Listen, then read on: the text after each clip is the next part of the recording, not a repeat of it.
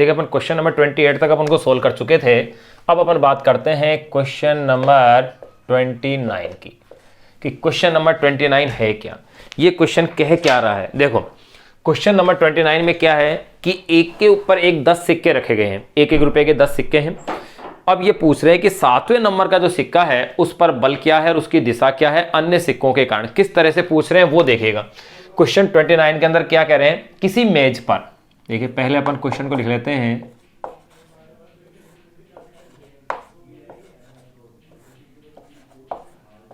किसी मेज पर एक एक रुपए के 10 सिक्कों, किसी मेज पर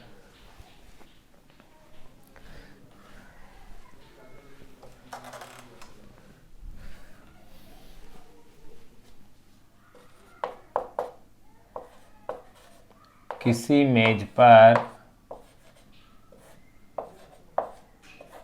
मेज पर एक एक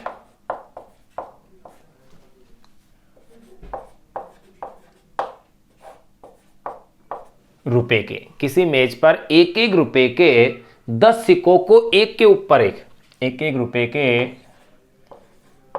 10 सिक्कों को, एक एक रुपए के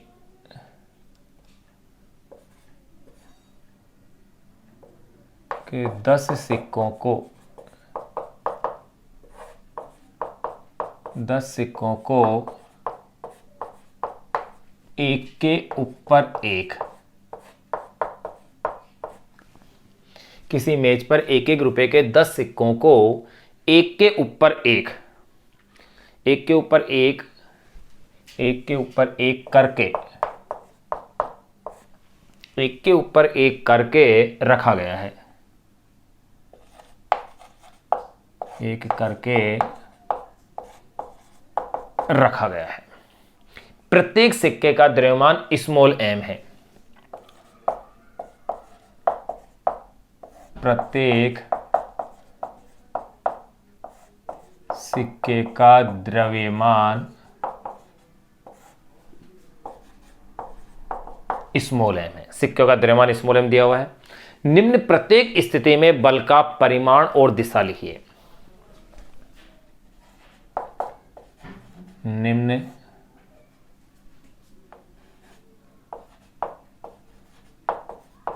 प्रत्येक स्थिति में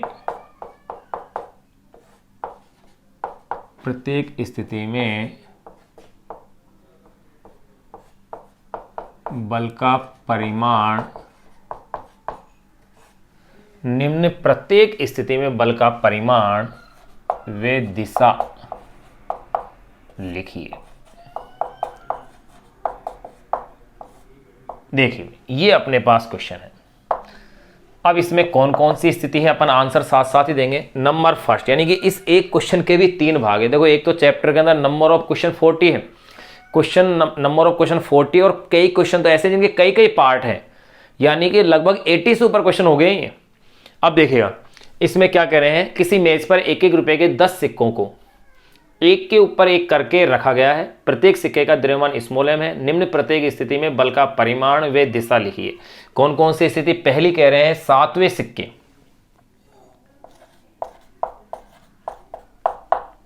7वां जो सिक्का है, 7वें सिक्के, 7वां सिक्का कौन सा, नीचे से 7वां कहा रहा है, यानी कि ऊपर से 7वां हो। क्या कह रहे हैं क्वेश्चन में, नीचे से 7वां। चलो इस लाइन को अपन लिख देते हैं। 7वें सिक्के यानी ये कह सकते हैं नीचे से गिनने पर,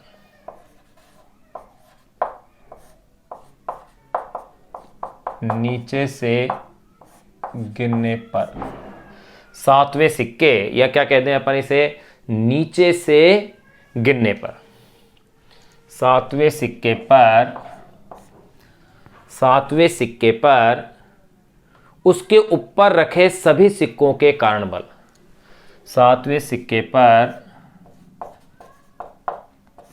उसके ऊपर रखे सभी सिक्कों के कारण बल। पहले तो ये निकालना है, 7वें सिक्के यानी नीचे से गिनने पर, सातवें सिक्के पर उसके ऊपर रखे सभी सिक्कों के कर्ण बल। ये लो, तो पहले अपन इसे सोल्व कर लें पहले भाग को, फर्स्ट भाग के अंदर। अब आप देखिए भाई, सातवां सिक्का है, 10 सिक्के रखे हुए हैं, सातवें नंबर का ये सिक्का आ रहा है, तो इसके ऊपर कितने सिक्के हुए? 3 सिक्के हुए। उन 3 सिक्कों के कारण जो भार होगा वो क्या हो गया? 3 mg। और वो जो भार होगा वो कहाँ होगा? ऊर्ध्वाधर नीचे की ओर। ये लो भाई, इस पर जो बल लगेगा वो हो जाएगा 3 mg, क्योंकि सातवें नंबर के सिक्के के ऊपर कितने सिक्के हैं? 3 सिक्के हैं, और एक सिक्के का भार कितना है? mg। डायरेक्शन सबकी नीचे की ओर है, यानी ऊर्ध्वाधर नीचे की ओर है भार, तो इसकी डायरेक्शन भी लिख देते हैं अपन, ऊर्ध्वाधर नीचे की ओर। ये लीजिए नंबर सेकंड में क्या कह रहे हैं? देखिए, सातवें सिक्के पर आठवें सिक्के द्वारा आरोपित बल।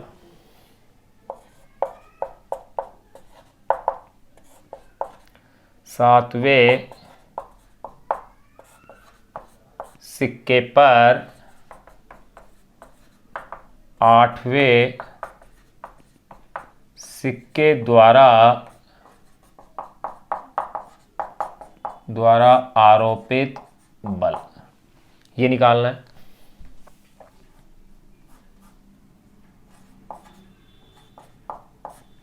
सातवें सिक्के पर आठवें सिक्के द्वारा आरोपित बल। तो देखो भाई, इसमें भी ध्यान दो, इसमें भी आंसर यही आ गया, क्योंकि क्या कह रहे हैं कि सातवें सिक्के पर आठवें सिक्के द्वारा आरोपित बल क्या होगा? उससे ऊपर 2 सिक्के भी तो और हैं, तो वही आंसर आ गया, F = 3 mg। और इस बल की दिशा भी क्या होगी? ऊर्ध्वाधर नीचे की ओर।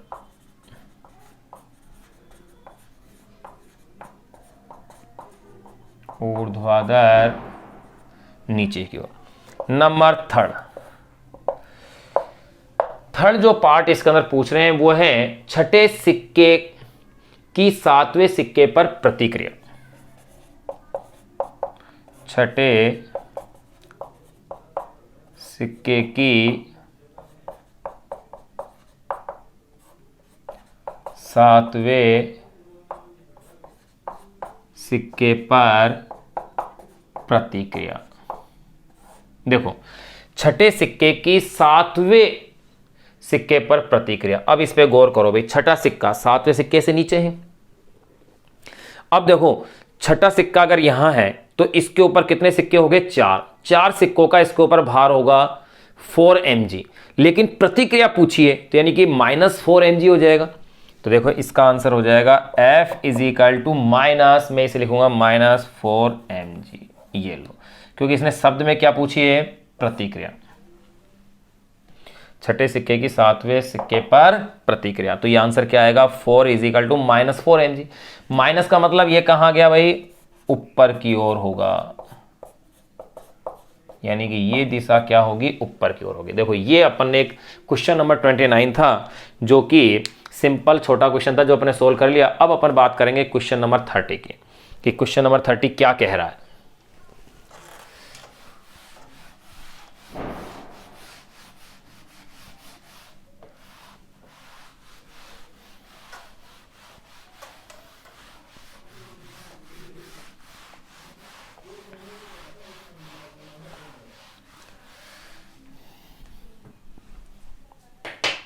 देखिए भाई, क्वेश्चन नंबर 30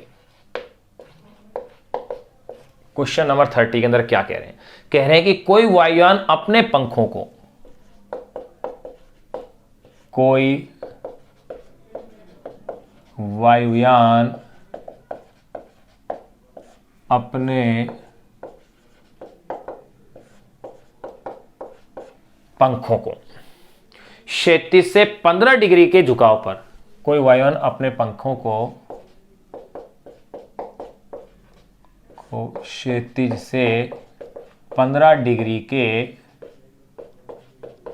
झुकाव। एक देखो आप, ये 15 डिग्री वाला जो एंगल है, इसकी जो टेन की वैल्यू है, इसकी जो साइन की कोस की वैल्यू है, ये आप याद ही रखना, क्योंकि बहुत बार काम आ रही है। आपने गौर किया होगा, कई क्वेश्चनों के अंदर यूज हो रही है। तो देखो, यहां पर भी क्या है? कोई वायुयान अपने पंखों को क्षैतिज से 15 डिग्री के झुकाव, 15 डिग्री के झुकाव पर रखते हुए, 15 डिग्री के झुकाव पर झुकाव पर रखते हुए कोई वायुयान अपने पंखों को क्षैतिज से 15 डिग्री के झुकाव पर रखते हुए 720 किलोमीटर पर आवर यानी 720 किलोमीटर प्रति घंटा की चाल से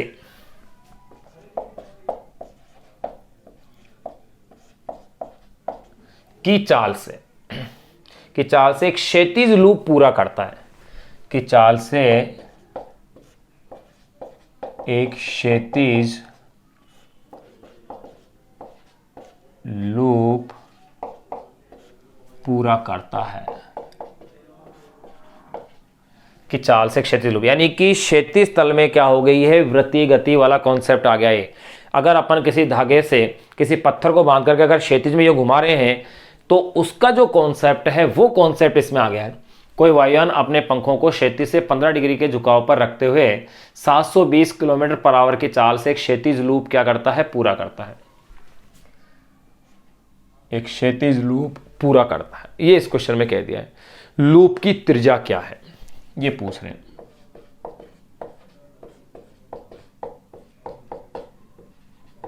लूप की त्रिज्या क्या है, देखिए भाई, क्षैतिज लूप पूरा करता है, लूप की त्रिज्या क्या है। देखो भाई, कोई वायुयान अपने पंखों क्षैतिज से 15 डिग्री के झुकाव कोण पर, सबसे पहले अपन डाटा लिखें, थीटा इज इक्वल टू दिया है 15 डिग्री, बिल्कुल सही है, और इसकी चाल भी दे दी है इन्होंने 720 किलोमीटर पर आवर। इसको सबसे पहले आप चेंज करेंगे किसमें, मीटर पर सेकंड में, और ध्यान रहे मीटर पर सेकंड में चेंज करने का तरीका क्या बता रखा है मैंने, 5/18 से गुणा कर दो आप किलोमीटर पर आवर को, तो ये वैल्यू किलोमीटर पर आवर की आपकी चेंज हो जाएगी मीटर पर सेकंड में। तो ये लो 5/18, 18 दूना 36, 40 इंटू 5 यानी कि ये हो गया है 200 मीटर पर सेकेंड। 200 मीटर पर सेकंड की अपने पास स्पीड आ गई है। और ध्यान रहे गुरुत्वीय त्वरण का मान तो अपन को क्या लेना है, 10 मीटर पर सेकंड स्क्वायर। पूछ क्या रहे हैं, त्रिज्या स्मॉल आर। याद करो इस तरह का फॉर्मूला भाई, tan theta is equal to V square upon में आर जी, यही था क्षैतिज तल में वृत्तीय गति, कार की, साइकिल की, इन सब गतियों के अंदर ये फॉर्मूला अपन ने खूब पढ़ा है, tan theta is equal to V square upon में आर जी। तो देखो इसी फॉर्मूले से मुझे क्या लेना है, आर निकालना है। तो देखिए small R is equal to क्या बन जाएगा, वी स्क्वायर अपॉन में जी tan थीटा। वैल्यू रखिए 200 इंटू 200, जी की वैल्यू 10 इंटू ये 10 15 डिग्री, 200 अपॉन में 10। ध्यान रहे tan 15 डिग्री का मान आप याद रखें, क्योंकि आपने देखा होगा कई क्वेश्चनों में काम आ रहा है, जिसकी वैल्यू होती है 0.268।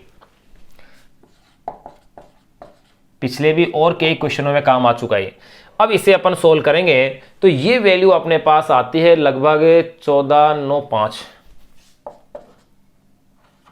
यानी कि अप्रोक्स आएगी ये 14,925 मीटर। इसे लगभग आप 15 किलोमीटर कह सकते हैं, लगभग। तो देखिए एक क्वेश्चन ये है अपने पास, ये एक सोल्व हो गया। अब अपन क्वेश्चन नंबर 30 की अपन इसके अंदर बात करेंगे कि क्वेश्चन नंबर 30 है क्या। देखो इजी क्वेश्चन था। क्वेश्चन नंबर जो 30 है वो भी इसी टाइप का क्वेश्चन है, इसी फॉर्मूले पर बेस्ड क्वेश्चन है। फर्क इतना सा है, उसके अंदर बाकी सारी डिजिट दे रखी है, उसके अंदर एंगल ज्ञात करवा रहे हैं, यानी जो एंगल है वो अपन को फाइंड आउट करना है। उसमें रेडियस दे रखी है आपको, जी दे रखा है, वी दे रखा है, क्या फाइंड आउट करना है, एंगल। यानी इसी फॉर्मूले का क्वेश्चन है, लेकिन क्वेश्चन उसमें यहां वायुयान का दे रखा है, वहां उसको ट्रेन के रूप में दे रखा है। तो देखो क्या क्वेश्चन है उसको और अपन सोल्व करते हैं।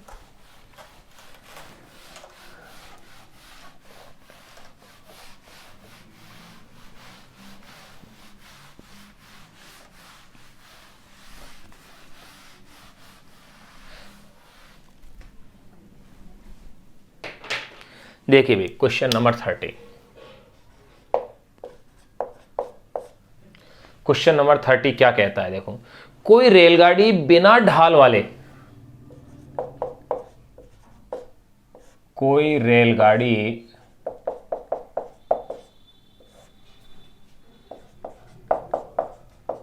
बिना ढाल वाले, कोई रेलगाड़ी बिना ढाल वाले 30 मीटर त्रिज्या के वृत्तीय मोड़ पर, ढाल वाले 30 मीटर त्रिज्या के वृत्तीय मोड़ पर, कोई रेलगाड़ी बिना ढाल वाले 30 मीटर त्रिज्या के वृत्तीय मोड़ पर 54, कितनी दी अपन को, 54 किलोमीटर पर आवर की चाल से, 54 किलोमीटर पर आवर की चाल से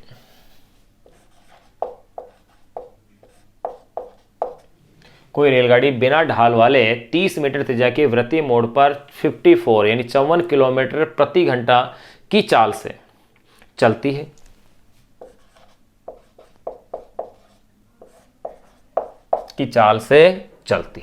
फिर क्या करें, रेलगाड़ी का द्रव्यमान 10⁶ किलोग्राम है।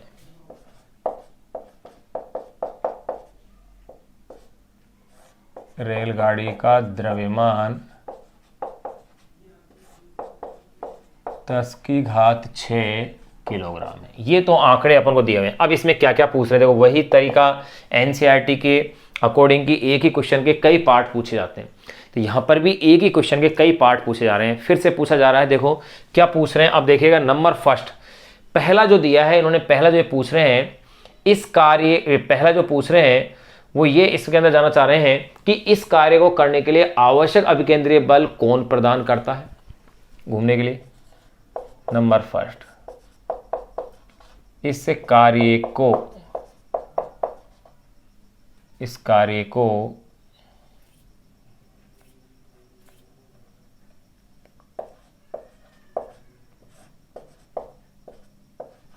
करने के लिए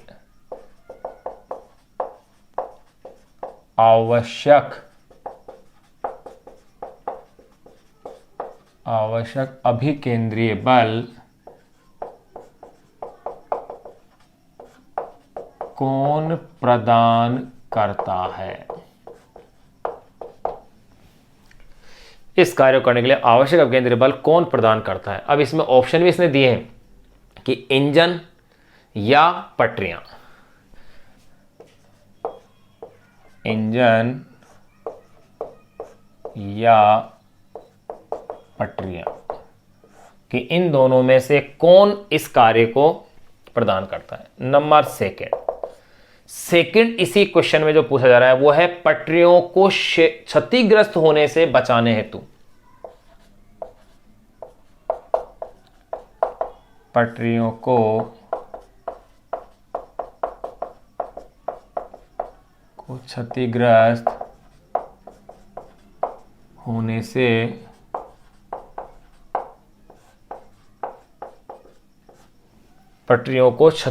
होने से बचाने हेतु मोड़ का ढाल कितना होना चाहिए।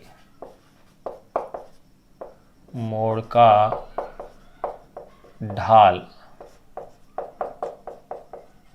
कितना होना चाहिए। ये लो, ये दो क्वेश्चन है इस एक क्वेश्चन के अंदर। अब देखो एक एक करके इनको अपन सोल्व करते हैं। सबसे पहले अपन बात करें इस कार्य को करने के लिए आवश्यक अभिकेंद्रीय बल कौन प्रदान करता है, पहले तो ये पूछा जा रहा है। तो देखो ध्यान रहे, मैं इसमें अभिकेंद्रीय जो बल है वो पटरियों के पार्श्व बल द्वारा प्रदान किया जाता है। पहले का आंसर तो ये आ गया, अभिकेंद्रीय बल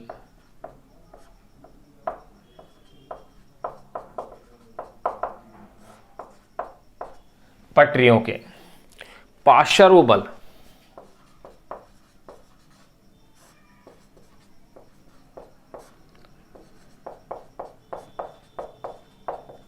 द्वारा प्रदान किया जाता है।